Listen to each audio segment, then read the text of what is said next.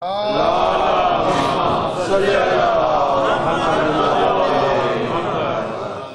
بالله من الشيطان الرجيم.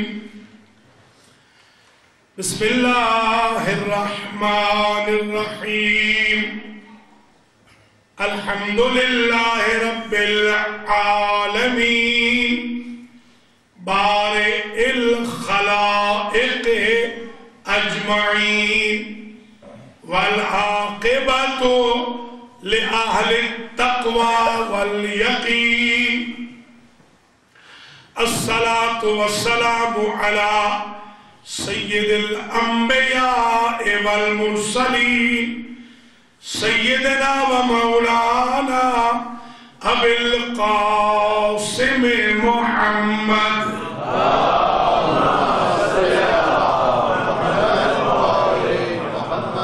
ثم الصلاة والسلام على أهل بيته الطيبين الطاهرين المعصومين المنتجبين الذين أذهب الله عنهم الرجس وطهرهم تطهيرا. اللهم صل على محمد وآل محمد. سيما بقية الله المنتظر إمام زماننا هذا روحي وأرواح العالمين لتراب مقدمه الفداء عجل الله تعالى فرجه الشريف. اللهم صل على محمد وآل محمد. واللعنة الدائمة الباقية على أعدائهم أجمعين من يوم ظلمهم إلى قيامهم يوم الدين.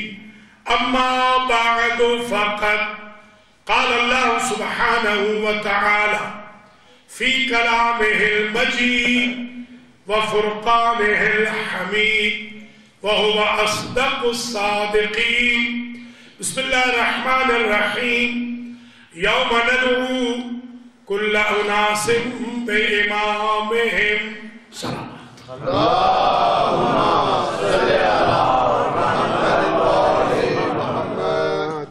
قابل قدر سادات و مؤمنین و مؤمنات، شیعہ ویلفیئر ایسوسیشن مانچسٹر UK کے زیر اہتمام الحسین مسجد و امام بارگاہ چیتھمن میں 1436 ہجری کے عشرہ محرم کی آج تیسری مجلس عزا ہے، تیسری شب ہے محرم کی، تیسری مجلس ہے، اور ہم اس سال امامت کے عنوان پر عزت حاصل کر رہے ہیں۔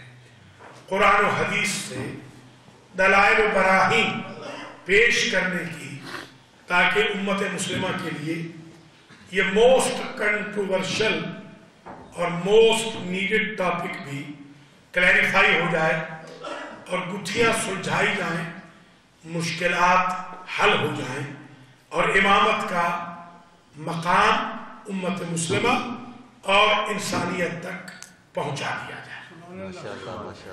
دونوں مجالس میں آپ کے ذوق و شوق، آپ کے انہماک، آپ کی دلچسپی کا بہت شکر گزار ہوں۔ اللہ کریم مجلس حسین علیہ السلام میں تشریف فرما ہر مومن مومنہ کی ہر مشکل کو حل فرمائے اور ہر دکھ تکلیف سے محفوظ فرمائے، اور یہ خدمت بارگاہ سیدہ میں قبول و منظور۔ گفتگو اس پیرائے میں پہنچی تھی کہ قرآن مجید میں اللہ کی ذات نے جا بجا امامت کے لیے اشاروں میں، کنایوں میں، صراحتوں میں تذکرہ فرمایا ہے، اور 12 ایسی جگہ ہیں جہاں لفظ امام اور ائمہ کا ذکر فرمایا ہے۔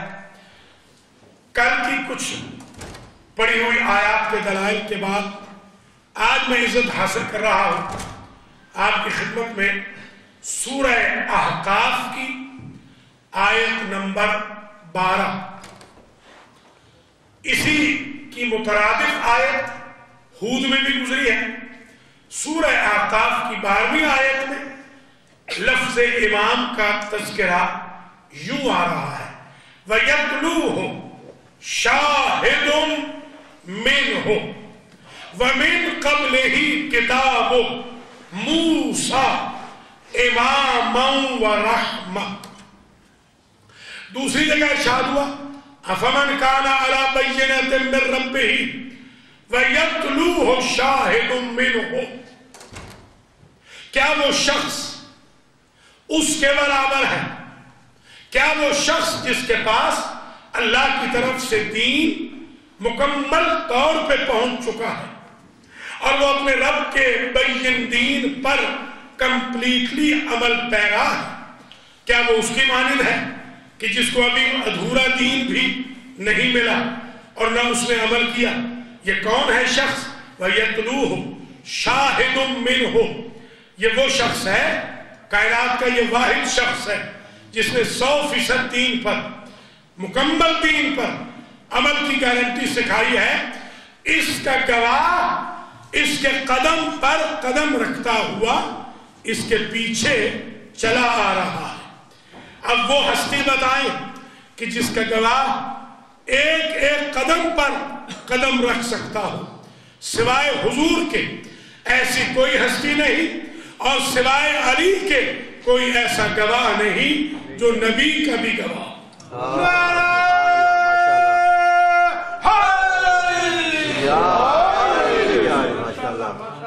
اگر قرآن مجید کی آیتوں کے تناظر میں دیکھیں وَيَقُولُ الَّذِينَ كَفَرُوا لَسْتَ مُرْسَلًا قُلْ كَفَىٰ بِاللَّهِ شَهِيدًا بَيْنِي وَبَيْنَكُمْ وَمَنْ عِندَهُ عِلْمُ الْكِتَابِ۔ اے میرے حبیب، کافر کہتے ہیں کہ آپ رسول نہیں ہیں، ان سے کہیے مجھے اپنی رسالت کے لیے تمہاری گواہی کی ضرورت نہیں ہے، میرے لیے ایک وہ کافی ہے کہ جو میرا خالق ہے جس نے مجھے رسول بنایا، اور ایک وہ کافی ہے کہ جس کے سینے میں علم الکتاب ہے، ساری کتاب کا علم ہے۔ گویا حضور کے دو گواہ، ایک گواہ اللہ، دوسرے گواہ مولا کائنات۔ ایک آیت اور سن لیں تو طبیعت خوش ہو جائے گی۔ فَكَيْفَ إِذَا جِئْنَا مِن كُلِّ أُمَّةٍ بِشَهِيدٍ وَجِئْنَا بِكَ عَلَىٰ هَٰؤُلَاءِ شَهِيدًا۔ اے میرے حبیب، قیامت کے دن آپ کیسے فیل کریں گے جب ہر امت پر اس امت کے نبی کو ہم گواہ بنائیں گے اور ہر نبی پر آپ کو گواہ بنائیں گے۔ اب ایک بات طے ہو گئی، قیامت کے دن ہر امت کے بارے میں پوچھا جائے گا اس امت کے نبی سے، اور ہر نبی کے بارے میں پوچھا جائے گا ہمارے نبی سے، ہمارے نبی کے بارے میں پوچھا جائے گا ہمارے علی سے۔ گویا ہر امت کا گواہ، ہر امت کا نبی، ہر نبی کا گواہ، ہر نبی کا گواہ میرا نبی، اور میرے نبی کا گواہ میرا علی۔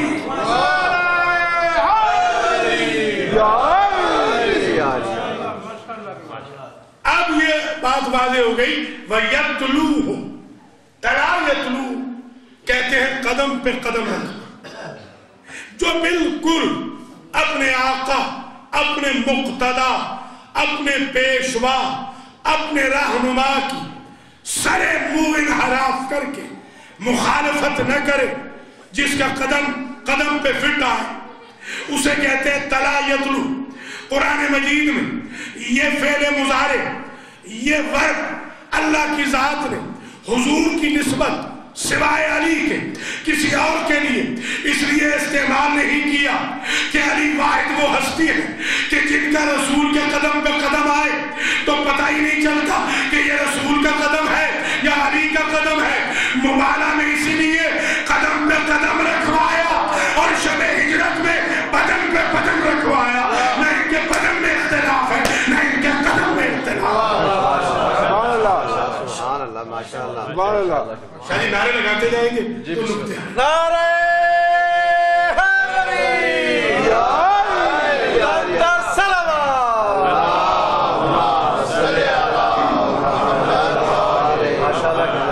تو آج کی حد تک ایک بات طے ہو گئی کہ امام وہ ہوگا. یہ کہاں سے لفظ نکلا؟ یتلو ہو شاہد من ہو، شاہد ہوگا قدم پہ قدم رکھتا ہوا آئے گا. تلا یتلو بلا فاصلہ آئے گا، اس میں کوئی فاصلہ نہیں ہوگا. یہ جو گواہ ہے اس میں کوئی فاصلہ نہیں ہے، یہ بلا فاصلہ آئے گا. گواہ بلا فاصلہ آ رہا ہے. وَمِن قَبْلِهِ کتاب موسیٰ اماما ورحمہ، اور اس نبی سے پہلے کتاب موسیٰ بھی گزر چکی ہے جس کا اسٹیٹس یہ ہے کہ وہ کتاب امام بھی ہے اور رحمت بھی ہے. تو دو چیزیں بتا دی، یہاں بھی دو ہستیوں کا ذکر، وہاں بھی دو لفظوں کا تذکرہ. کتاب موسیٰ ہے رحمت، کتاب موسیٰ ہے امام. عجب تو یہ ہے خاندان بنی ہاشم میں نبی ہو رحمت للعالمین اور علی ہو امام المتقین. سبحان اللہ.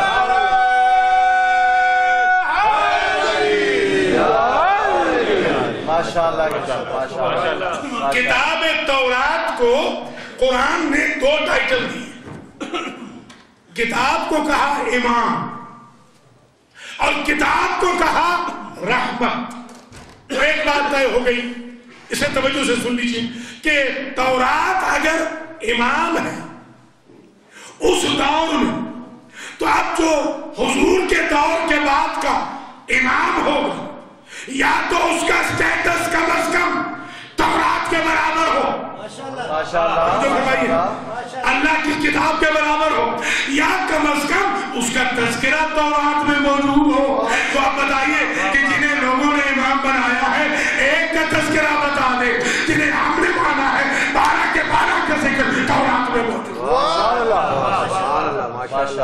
گویا یہ ذالک مثلہم فی التورات، یہ ہے جن کا تذکرہ تورات میں بھی ہے، جن کا تذکرہ انجیل میں بھی ہے. یہ ایک بات واضح ہو گئی، اور وہ یہ کہ جو بھی امام ہو اس کا سٹیٹس کلام الہی کی طرح ہونا چاہیے. اب عجیب منظر فکر ہے یہاں پر اسی قرآن مجید میں سورہ بقرہ کی آیت نمبر 124 میں جو سابقہ امتوں کا پہلا امام ہے اس کا انٹروڈکشن ہو رہا ہے اس شان سے. وَإِذِ ابْتَلَىٰ إِبْرَاهِيمَ رَبُّهُ بِكَلِمَاتٍ فَأَتَمَّهُنَّ. اور اس وقت کو یاد کرائیے میرے حبیب جب رب نے ابراہیم کا امتحان لیا تھا کلمات کے ذریعے. فَأَتَمَّهُنَّ، سارے کے سارے کلمات کا امتحان پاس کر گئے. ابراہیم جب امتحان پاس کر گئے تو اس وقت کہا انی جاعلک للناس اماما، میں بنانے والا ہوں آپ کو لوگوں کا امام. پتا چلا جو لوگوں کا امام ہوتا ہے اگر وہ بغیر امتحان کے نہیں بنتا تو جو متقین کا امام ہے بغیر کورس پڑھے کیسے بن جائے؟ ماشاءاللہ. متقیوں کا امام وہ انسانوں کا امام ہے. انی جاہلوں کا للناس اماما، میں آپ کو بنانے والا ہوں لوگوں کا امام. جو پہلا امام بنا کائنات میں، جو پہلا امام بنا اسے اللہ کی ذات نے کہا جاعلوں کا، میں بنانے والا ہوں. کیا ضرورت تھی یہ کہنے کی کہ میں بنانے والا ہوں؟ اللہ کی نظر کچھ ایسی مارکیٹس پر تھی کہ جہاں سے امامت کے پروڈکٹ نکلیں گے. اللہ نے قرآن میں واضح کر دیا کہ جب بندوں کا امام میرے علاوہ کوئی نہیں بنا سکتا تو متقیوں کا امام شریفہ کیسے بنائے گا، سورہ کیسے بنائے گا؟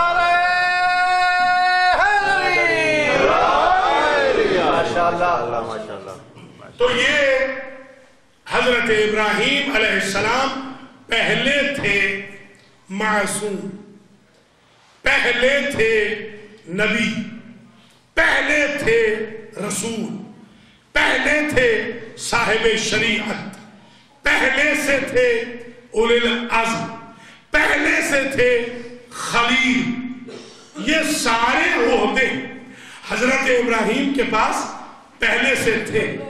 اب اللہ کہہ رہا ہے انی جاعلوکا للناس اماما، میں اب آپ کو امام بنانے والا ہوں۔ پلٹ کے ابراہیم نے یہ نہ کہا کہ میں تو نبی ہوں۔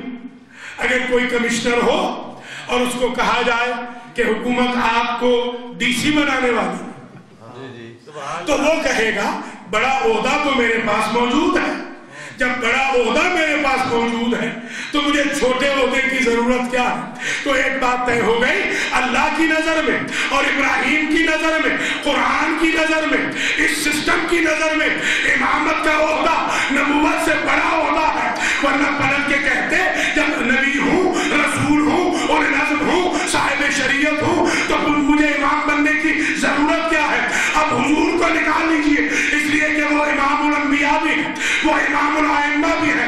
کائنات کے اندر جو امامت کا ہوتا ہے وہ نبی سے بھی افضل ہے، رسول سے بھی افضل ہے، صاحب کتاب سے بھی افضل ہے، صاحب شریعت سے بھی افضل ہے، خلیل اللہ سے بھی افضل ہے، معمار کعبہ سے بھی افضل ہے۔ اس لیے جو اللہ نے پہلا امام دیا یہ سوچ کے دیا اگر لوگوں کا امام کعبہ کا معمار تھا تو اب جو متقیوں کا امام ہو وہ معبود کعبہ ہو۔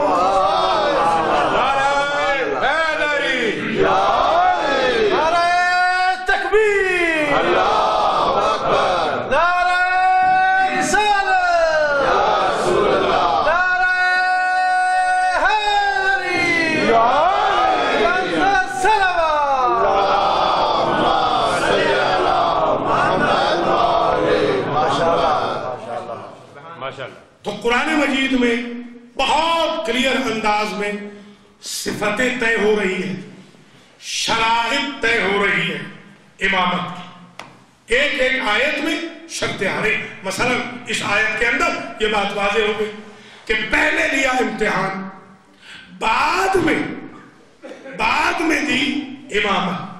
اب امتحان کس کا لیا؟ اگر آپ کو گیسٹ پیپر مل جائے تو پھر آپ کو لمبی چوڑی زحمت کی ضرورت نہیں ہوتی۔ تو آئیے ذرا شیعہ اور سنی علماء سے ہم گیسٹ پیپر پوچھتے ہیں کہ یہ جو امتحان لیا تھا دو قسم کے کلمات ہیں۔ فَتَلَقَّى آدَمُ مِن رَبِّهِ کلمات فَتَابَ عَلَيْهِ، آدم کو اللہ کی طرف سے کلمات ملے، وہ بھی کلمات۔ اِذِ ابْتَلَىٰ إِبْرَاهِيمَ رَبُّهُ بِكَلِمَاتٍ، یہ بھی کلمات۔ وہ کون سے کلمات تھے جن کی وجہ سے آدم کی توبہ قبول ہوئی؟ وہ تھے پنجتن پاک کے نام۔ اور یہ کون سے کلمات تھے جس کے بعد اتمہ ہنہ کہا؟ آدم کے لیے اتمہ ہنہ نہیں کہا بلکہ جہاں اتمہ ہنہ کہا، اس کا مطلب یہ ہے کہ آدم کا جو ٹیسٹ تھا وہ نامکمل تھا، مکمل نہیں تھا، مکمل ہوا ہے خلیل کے دور میں۔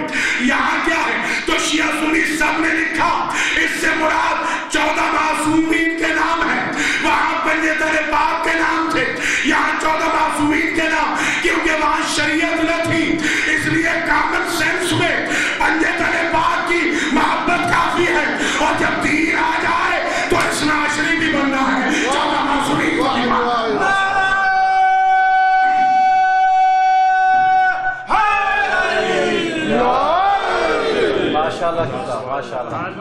اب یہ 14 معصومین کے پاک ناموں کے کلمات کا ٹیسٹ ابراہیم نے پاس کیا اور حضرت ابراہیم علیہ السلام اس میں کامیاب ہو گئے۔ قال انی جاعلک للناس اماما، میں تجھے لوگوں کے لیے امام بنانے والا ہوں۔ قال ومن ذریتی، حضرت ابراہیم علیہ السلام نے کہا اگر یہ احسان کر رہا ہے تو ایک احسان اور کر دے، من ذریتی، اس امامت کو میری ذریت میں رکھ۔ دیکھیے 6 عہدے پہلے ملے ہیں، وہ 6 عہدے نہیں کہے میری ذریت میں رکھ، یہ 7واں عہدہ ہے۔ 7ویں عہدے کو کہتے ہیں اسے میری ذریت میں رکھ۔ نبوت کا، رسالت کا عہدہ نہیں کہا کہ میری ذریت میں رکھ، توجہ فرمائیے گا، کہا میری ذریت میں اس امامت इमामत को रख। गोया इब्राहिम भी समझ रहे थे कि नबूवत ने हो जाना है खत्म नबूवत हो जाएगी। ऐसा होगा ज़ुर्रियत के लिए मांगू कि जब तक इमामत रहे तब तक रहे, जब तक क़यामत ना आए। इधर इमामत खत्म हो, उधर क़यामत।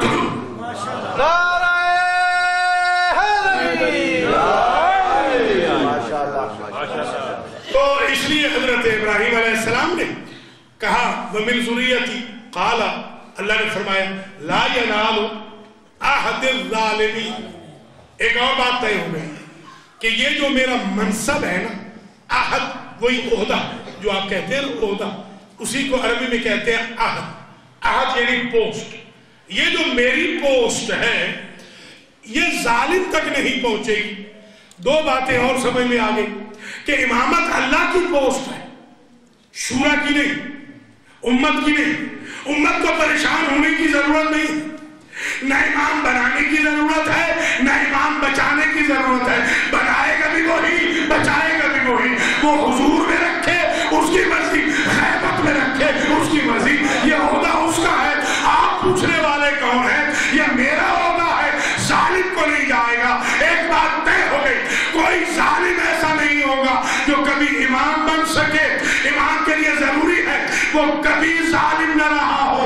यही से समझ में आ गई बात कि गुलाम कन्वर्टेड गुलाम बन सकता है, कन्वर्टेड इमाम नहीं बन सकता। इमाम वो होता है जो कभी जालिम न रहा।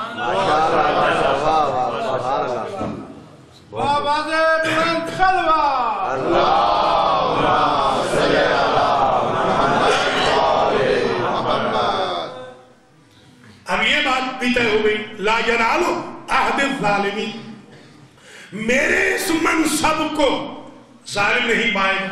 अब जालिम से मुराद कौन है? जालिम दो किस्म के होते हैं।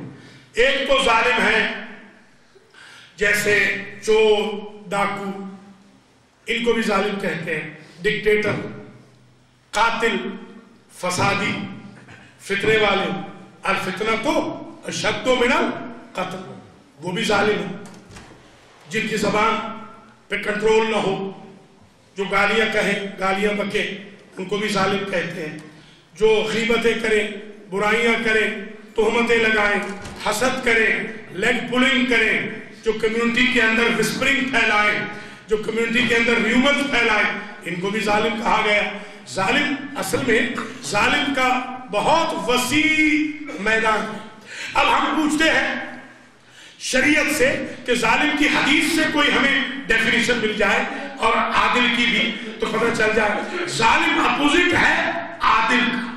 आदिल की डेफिनेशन जो शरीयत में बताई गई वो ये है, वज़्उ शै फी महल्लिही अदलुन, किसी शय का अपनी प्रॉपर जगह पे रख देना आदिल है, और रखने वाला आदिल है। और किसी शय का प्रॉपर जगह से हटा देना ये जुल्म है, और हटाने वाला जालिम है। आदिल वो है कि जो जूती को सर पे न रखे, इमामे को पाँव में न रखे, इसलिए कि उसका मकाम वो नहीं। एक बात हो गई तय, आदिल उसे कहते हैं जो शय को बराबर जगह पे रखे। तो एक मसला हल हो गया। जिसने तारीख में किसी भी शख्स को या शय को बराबर जगह पे रखा है वो तो आदिल है, और जिसने गलत जगह रखा है वो जालिम है। उम्मत इसलिए आज तक बिक रही है, जिन्हें सर पे बिठाना था उनको महरूम कर दिया गया, और जिनको पाँव में रौंदना था उनको मिंबरों पे बिठा दिया गया। इसीलिए उम्मत ने जालिम का लिबादा ओढ़ लिया है। अब आदिल इमाम ढूंढने से भी नहीं मिलते। जालिमों के लिए जालिम इमाम आ गए, आदिलों के लिए आदिल इमाम।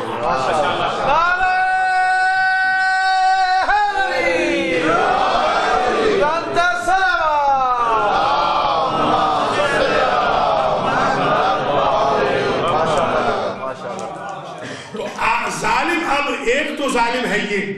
एक और तारीफ हदीस में आई, इअताउ ज़ी हक़्क़िन हक़्क़ह, हकदार को हक दे देने का नाम है अदल। अगर आप ये समझ लें تو آج جو ہماری لڑائیاں جھگڑے فساد ہوتے ہیں یہ سارے مسئلے ہی حل ہو جائیں گے. یہ جو حکومتیں ڈکٹیٹرشپ کر رہی ہے یا ہم لڑ رہے ہیں جھگڑے کر رہے ہیں ایک دوسرے کے ساتھ، اعطاء ذی حق الحق، انسان حقدار کو حق دے دے تو وہ عادل ہے، اور حقدار کا حق چھین لے تو وہ ظالم ہے. مسئلہ ہی حل ہو گیا. امام وہ ہوگا کہ جو حقدار کو حق دے، امام وہ نہیں ہوگا جو حقدار سے حق چھینے. اگر نبی کسی کو دے کے جائے اور وہ چھین لے تو وہ سب کچھ ہو سکتا ہے، امام نہیں ہو سکتا. اس لیے کہ امام کے لیے شرط ہے کہ وہ ظالم نہ ہو. غاصب بھی ظالم ہے، چور بھی ظالم ہے، ڈاکو بھی ظالم ہے، جھوٹا بھی ظالم ہے. جو شخص ایک جگہ سے شے کو ہٹا دے برابر جگہ سے وہ بھی ظالم ہے.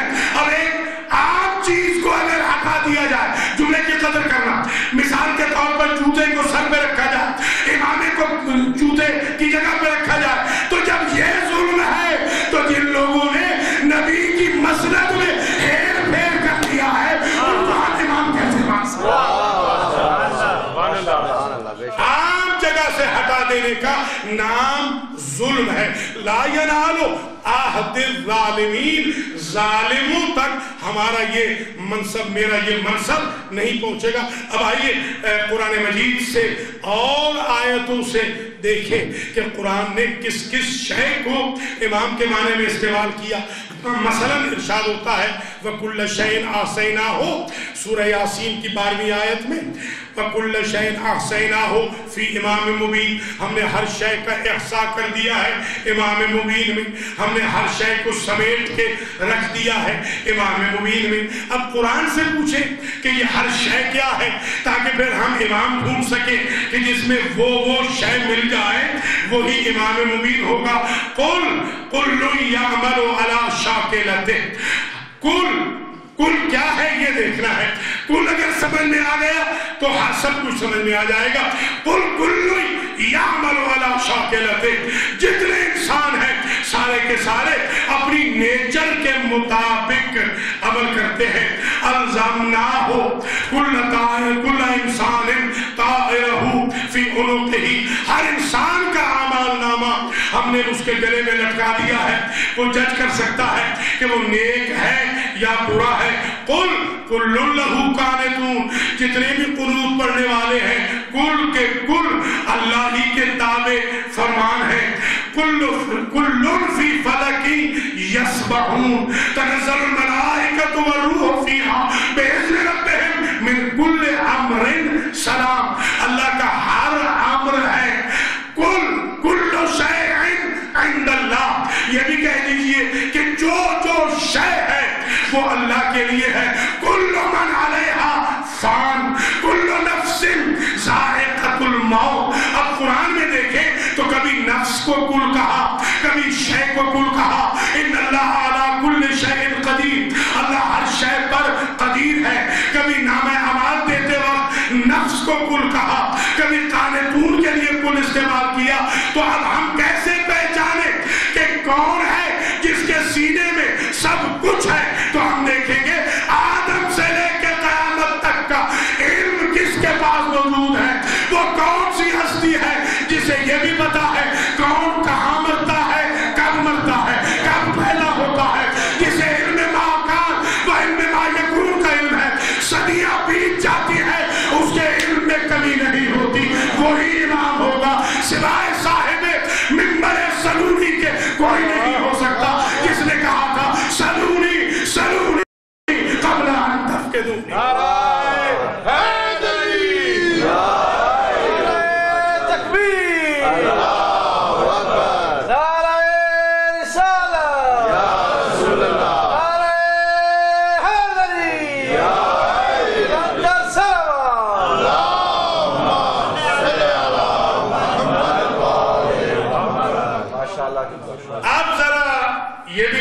کہ حضرت ابو ذر نے حضور سے سوال کیا، یا رسول اللہ یہ جو امام ہے اس کا تعارف کروا دیجیے، ایسے نہ ہو آپ کے بعد ہمیں پریشانی ہو جائے.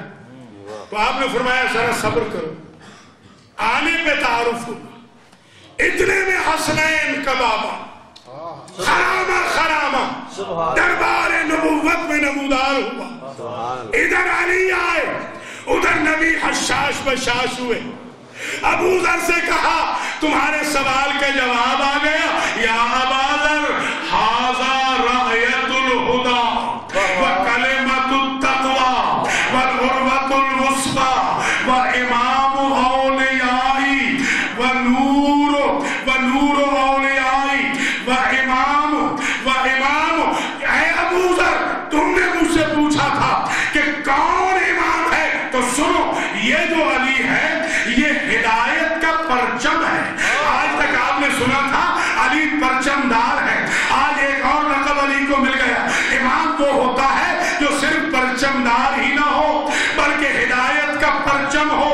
اِنَّ عَلَيْنَا لَلْهُدَىٰ, اللہ فرماتا ہے آدم سے لے کے خاتم تک ہر وقت بلکہ قیامت تک ہدایت کی ذمہ داری ہماری رہی ہے. نبی نے علی کو پرچم ہدایت کہہ کے ایک اور مسئلہ حل کر دیا. اگر پرچم دار کہتے علی کو تو علی مسلمانوں کی ضرورت کا نام ہوتا. پرچم کہہ کے بتا دیا جو نبی بھی پرچم پکڑے گا اس کی ضرورت کا نام میرا بھائی علی ابن ابی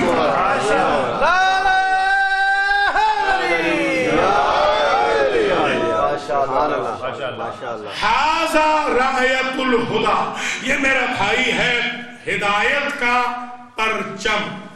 وکلمۃ التقوی, اور یہ میرا بھائی تقوی کا کلمہ ہے. والعروۃ الوثقی, جو آیت الکرسی میں عروۃ الوثقی ہے جس کی وجہ سے لوگ اللہ تک پہنچتے ہیں, وہ یہ میرا بھائی ہے. وامام اولیائی, اور جتنے میرے ولی ہیں ان سب کا امام علی ہے. یہ ایک مسئلہ ہی حل ہو گیا. اب اگر کوئی بھی ولی کا دعویٰ کرے کہ میں نبی کا ولی ہوں تو اس کا سٹیٹس نبی سے چیک نہیں کرنا ہوگا, اس کا سٹیٹس علی سے چیک کرنا ہوگا کہ ہم تمہیں نبی کا ولی تب ہی مان سکتے ہیں کہ مولا علی تمہارے امام ہو. اس لیے کہ نبی نے کہا تھا امام اولیائی, جتنے میرے ولی ہیں جتنے میرے جانشین ہیں ان سب کے امام کا نام ہے علی. تبھی تو حسن سے لے کے مہدی تک سب کے امام کا نام ہے علی ابن ابی طالب. سبحان اللہ. وَنُورُ مَنْ أَطَاعَنِي, اور یہ میرا بھائی علی نور ہے ہر اس کے لیے جو میری اطاعت کرے. اور اس کے بعد عجیب جملہ رکھا, فرماتے ہیں وَالْكَلِمَةُ الَّتِي أَلْزَمَهَا الْمُتَّقِينَ, اور میرا بھائی علی وہ کلمہ ہے کہ جب تک کوئی اسے نہ پڑھے وہ متقی ہو نہیں سکتا. یہ ایسا کلمہ ہے کہ متقین کی ضرورت ہے. متقی اس وقت تک متقی ہو نہیں سکتا. ابو ذر نے کہا سرکار بہت عمدہ جا رہا ہے بیان, ذرا سا اور بڑھائیے. تو فرماتے ہیں فمن احبہ مؤمنا ومن ابغضہ کافرا. اگر اور پوچھتے ہو تو پتہ چل جائے کہ امام کسے کہتے ہیں. جو علی سے محبت رکھے وہ مومن ہے, جو علی سے دشمنی رکھے وہ کافر ہے.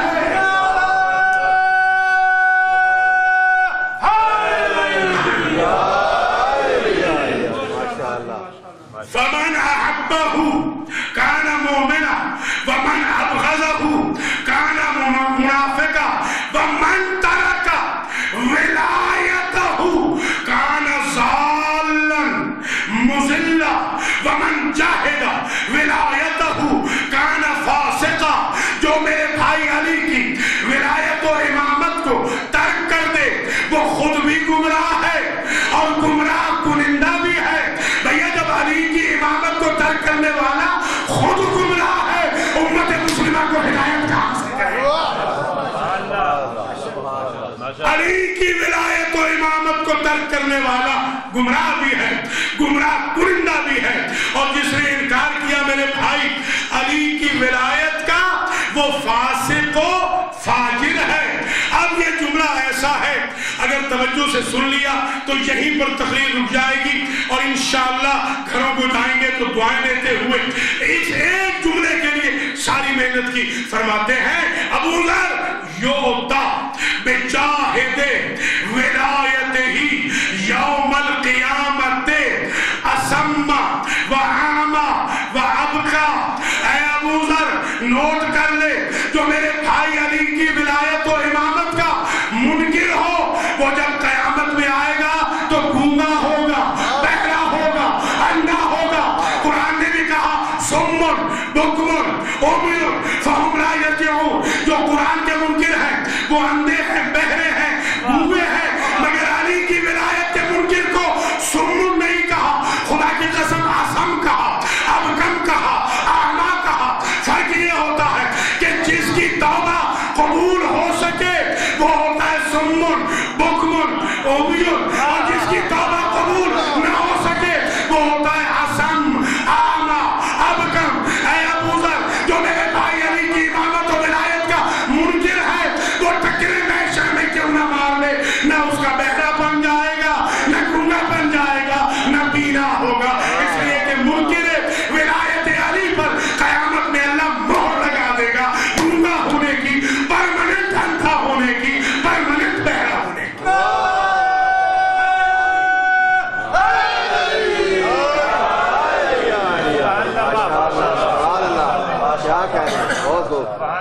اب ذرا سا مانچسٹر میں ہے یہ کہ گرم ہوتے ہیں اس وقت جب ہمارا ٹائم ختم ہو جاتا ہے، تو مہربانی کر کے خطبے سے ہی گرم ہو جائیں، اس لیے کہ ٹائم رہتا ہے.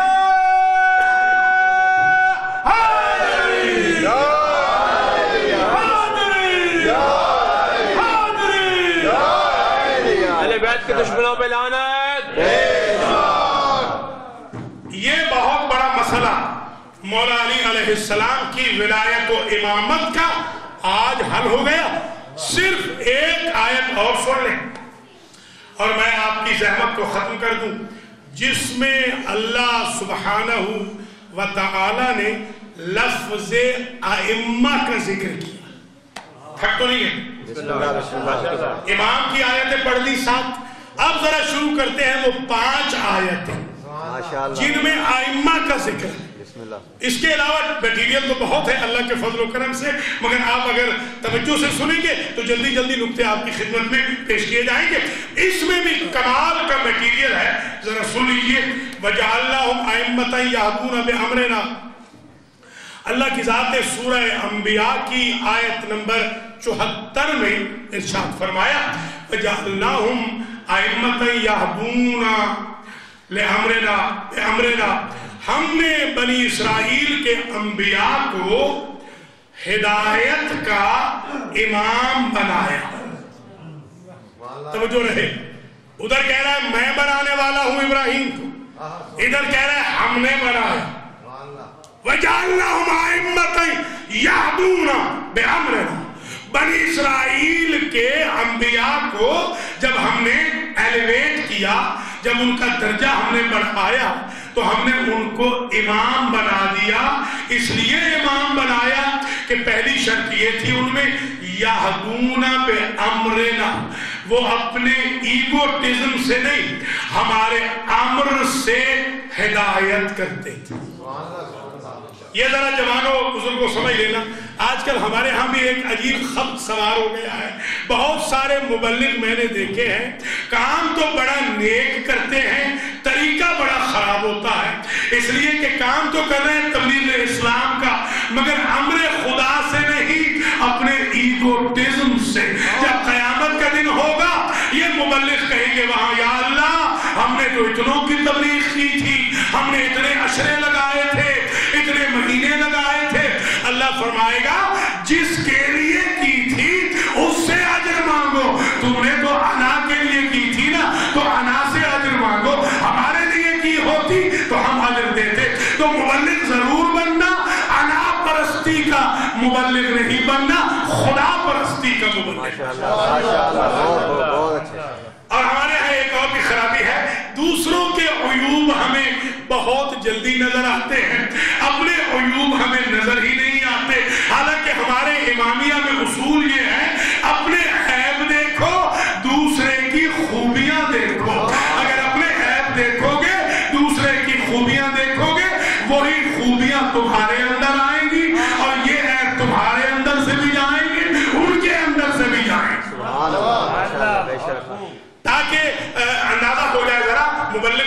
شوق تو سب کو ہے، اس لیے کہ بدأ الاسلام غریبا وسیعود غریبا، اسلام ہے غریب، کوئی پوچھنے والا تو ہے نہیں، جو چاہے مبلغ بنے، جو چاہے اپنی من پسند کو شامل کر دے۔ یاد رکھنا اگر اسلام میں آپ نے من پسند کو شامل کیا تو ثقیفہ والوں سے بہتر انجام نہیں ہونے والا۔ وہ بھی کلمہ تو پڑھ رہے تھے مگر خدا پرستی کی بجائے اللہ پرستی کر رہے تھے۔ ہمارا امامیہ کا اسکول آف تھاٹ یہ ہے، ہمارے ائمہ نے جیسے سکھایا ہے تبلیغ ویسے کرنی ہے، ہمارے اماموں نے جو ٹولز بتائے ہیں اس کے مطابق تبلیغ کرنی۔ آخری جملہ آ رہا ہے کہ ہم نے انبیاء بنی اسرائیل کو امام بنایا۔ وہ کون سے امام تھے؟ وہ ہمارے امر سے ہدایت کرتے تھے، اور ہم نے کیا کیا؟ وَأَوْحَيْنَا إِلَيْهِمْ فِعْلَ الْخَيْرَاتِ، ہم نے ان کی طرف وحی کی کہ خیرات کرتے رہنا، وَإِقَامَ الصَّلَاةِ وَإِيتَاءَ الزَّكَاةِ، نماز قائم کرتے رہنا، زکوٰۃ دیتے رہنا، وَكَانُوا لَنَا عَابِدِينَ، ہم نے اس لیے ان کو امام بنا دیا تھا کہ وہ ماضی میں ہمیشہ ہمارے عابد رہے تھے۔ ایک مسئلہ اور حل ہو گیا، امام وہ بنے گا جو ہدایت کرے اللہ کے امر سے، امام وہ بنے گا جو خیر والا ہو، امام وہ بنے گا جو اقامہ صلاۃ والا ہو، امام وہ بنے گا جو ایتاء زکوٰۃ والا ہو، امام وہ بنے گا جو ہمیشہ کا عابد ہو۔ اگر ان شرائط کو ہم دیکھ لیں، صفتوں کو دیکھ لیں، تو کلیئر کٹ پتہ چل جاتا ہے۔ جب اللہ نے فرمایا کہ ہمارے امر کے بغیر وہ تبلیغ نہ کرے، ہدایت کرے تو ہمارے امر سے کرے، مزہ تو جب ہے کہ امام اسے مانا جائے جو ولی الامر ہو،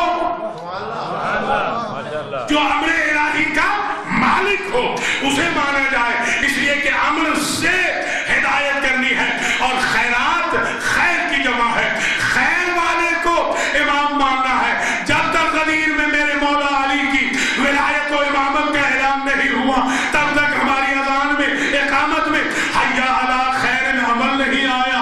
رسول سے پوچھا صحاب نے کہ پہلے نہیں پڑھتے تھے، اب کیوں پڑھنا شروع فرمایا؟ تو کہا اس سے پہلے جتنے تھے وہ عمل تھے، علی کی امامت خیر العمل۔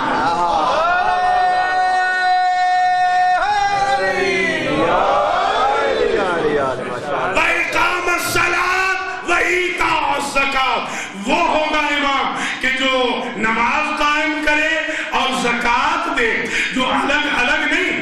امام وہ ہوگا جو ایٹ اے ٹائم نماز قائم بھی کر سکے اور زکوٰۃ بھی دے سکے۔ سوائے ہمارے مولا علی علیہ السلام کے کوئی نہیں گزرا جس نے نماز بھی قائم کی ہو، حالت رکوع میں زکوٰۃ بھی دی ہو۔ میرے مولا کو جو انما ولیکم اللہ ورسولہ والذین آمنوا الذین کی سند ولایت ملی ہے وہ رکوع ہی کے اندر ملی ہے۔ کیا کہنا علی کا؟ علی کی ادا اللہ کو اتنی پسند آ گئی، اللہ نے وہاں سند ولایت دیتے وقت جمع کا صیغہ استعمال کیا تاکہ کوئی یہ نہ سمجھے کہ ولی اور امام صرف ایک ہے، بلکہ سمجھ میں آ جائے 12 ہے۔ اب میں بڑا حیران ہوں، علی نے یہ زکوٰۃ قیام میں کیوں نہ دی؟ علی نے یہ زکوٰۃ سجدے میں کیوں نہ دی؟ علی نے یہ زکوٰۃ تشہد میں کیوں نہ دی؟ اس لیے کہ قیام فوجی پریڈ کے بھی ہوتے ہیں، شہادتیں کفر کی بھی ہوتی ہے، جھوٹی بھی ہوتی ہے، سجدے بتوں کو بھی ہوتے ہیں۔ علی جانتے تھے رکوع واحد عبادت ہے جو سوائے خدا کے نہیں ہوتی، وہ اللہ کا ولی ہے، وہ وہاں دے گا جو صرف اللہ کے لیے۔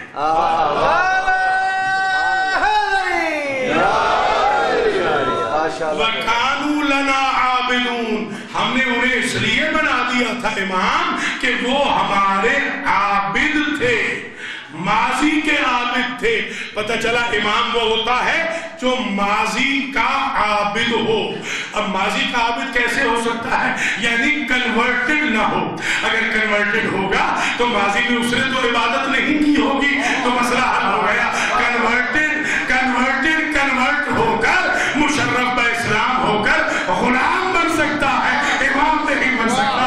امام وہ ہونا چاہیے کہ جو آئے بھی اللہ کے گھر سے اور جائے بھی اللہ کے گھر سے۔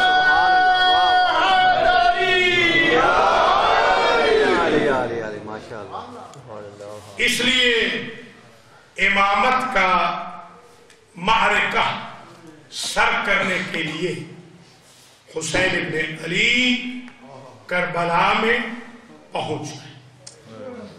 جب کربلا میں پہنچے تو وہاں سرکار سید الشہداء نے بستی والوں کو بلا بھیجا اور ان سے پوچھا کہ بتاؤ اس بستی کے نام کے بارے میں کسی کو علم ہے؟ کسی نے کہا اسے غازریہ کہتے ہیں، کسی نے کہا اسے ناصریہ کہتے ہیں، کسی نے کہا اسے شاطیہ فرات کہتے ہیں، حل لہا اسم آخر، اس بستی کا کوئی اور نام بھی ہے؟ ایک بوڑھا بولا یقال لہا کرب و بلا، اسے کرب و بلا بھی کہتے ہیں۔ بس یہ کہہ کے حسین ابن علی رک گئے۔ اللہم انی اعوذ بک من کرب و بلا۔ حسین ابن علی کی سواری نے چلنا یہاں چھوڑ دیا تھا، گھوڑا بدلا، 6 گھوڑے بدلے، 6 کے 6 گھوڑوں نے یہاں چلنے سے انکار کیا۔ عرض کربلا کے بارے میں کچھ جو واقعات ہیں ضروری ایک ایک کر کے میں آپ کی خدمت میں عرض کرنا چاہتا ہوں۔ پہلا واقعہ تو یہ ہے کہ 6 کے 6 گھوڑوں نے یہاں چلنے سے انکار کر دیا۔ حسین ابن علی جب رکے تو بہن نے پوچھا بھیا سواریاں کیوں نہیں چلتی؟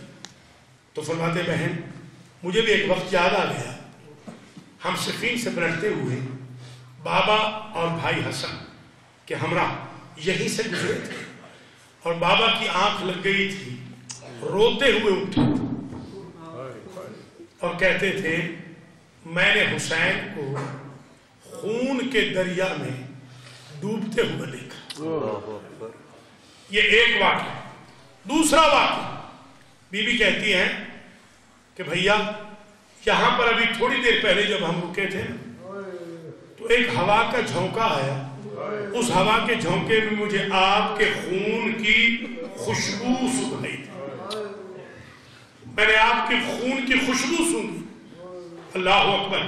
تیسرا واقعہ حسین ابن علی قاسم ابن حسن سے کہہ رہے ہیں کہ اس جگہ ہم مارے جائیں گے، تو شہزادہ تیار ہے، اور یہاں حسین ابن علی کے دل میں عجب خیال آیا، کہا بیٹا تمہارا بھائی اصغر بھی یہاں پر مارا جائے گا۔ تو کہا کیا فوج اشتیاق خیموں میں چلی جائے؟ کہا نہیں، میں علی اصغر کو پانی کے لیے لے جاؤں گا۔ اللہ اکبر۔ عزیزو بزرگو، ایک واقعہ یہ ملتا ہے کہ پوچھا تمہارا کیا خیال ہے قاسم؟ کہا بابا چچا احلا من العسل، مجھے یہاں موت شہد سے میٹھی نظر آ گئی۔ علی اکبر کے ساتھ بھی ڈائلاگ ہے، کہا کہ بیٹا یہاں مارے جائیں گے؟ کہتے یا ابتے اولسنا علی الحق، کیا ہم حق پہ نہیں؟ کیوں نہیں، ہم حق پہ تو ہیں۔ اذا لا نبالی بالموت، پھر ہم موت سے نہیں ڈریں گے۔ آخری ڈائلاگ ہے بنی اسد کے ساتھ۔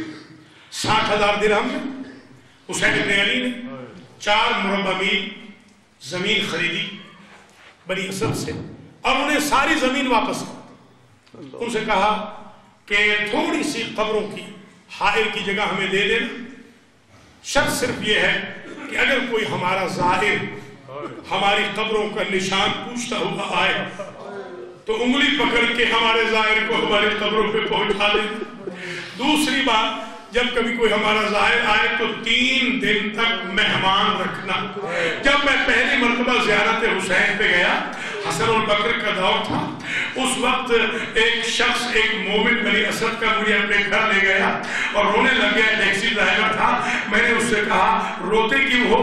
کہا قیامت کے دن حسین غریب سے ہماری شکایت نہ کرنا، ہمیں حسین کا حکم تھا ہمارے زائر کو 3 دن تک مہمان رکھنا، ہم 3 دن تک مہمان نہیں رکھ سکتے، حالات خراب ہیں۔ اور تیسری بات حسین نے یہ کہی بنی اسد والوں، تیسری شرط یہ ہے کہ جب ہمارے لاشیں بے گورو کفن پڑے ہوں ہمارے لاشوں کو دفن کر دینا۔ بس یہ کہنا تھا۔ ایک مرتبہ بنی اسد والوں سے کہا تم اب واپس چلے جاؤ اور تم ذرا اپنی عورتوں کو بھیج دینا۔ اب جو عورتیں آئی ہیں بھائی ہوں، میں بھی ام کلثوم کا بھائی ہوں. اگر تمہارے مرد حکومت کی وجہ سے مجبور ہو اور وہ ہماری لاشوں کو دفن نہ کر سکے تو تم پانی بھرنے کے بہانے چلی آنا، تھوڑی تھوڑی خاک ہماری قبروں میں ڈال دینا، ہماری لاشوں میں ڈال دینا، اور اب تم چلی جاؤ اور اپنے بچوں کو بھیج دو. اب جو چھوٹے چھوٹے بچے آئے، ایک مرتبہ کا میں بھی اصغر کا باپ ہوں، اے بنی اسد کے بچوں، اگر تمہارے ماں باپ ہمارے لاشوں کو دفن نہ کر سکے تو تم کھیلنے کے بہانے چلے آنا، ہماری لاشوں کو دفن کر دینا. حسین سبیل کرتے رہے کہ لاشیں دفن ہو جائیں، مگر کتنی غربت ہے. 3 دن تک غریب زہرا کا لاشا، شہدائے کربلا کی لاشیں تپتے سیلاب میں پڑی رہی. یہی وجہ ہے اگر سبیل بھی کی تو انہیں بنی حسد نے کی. جب ان کو یہ خبر ملی کہ وہ جن کو تم نے زمین بیچی تھی ذرا سے دور رہتے تھے، ذرا تم جاؤ تو صحیح، وہ تو سارے کے سارے مارے گئے ہیں. اب یہ مرد جو آئے ہیں انہوں نے عجب منظر دیکھا، کوئی لاش کہیں پڑی ہے، کوئی لاش کہیں پڑی ہے. اب ان کو وصیت یاد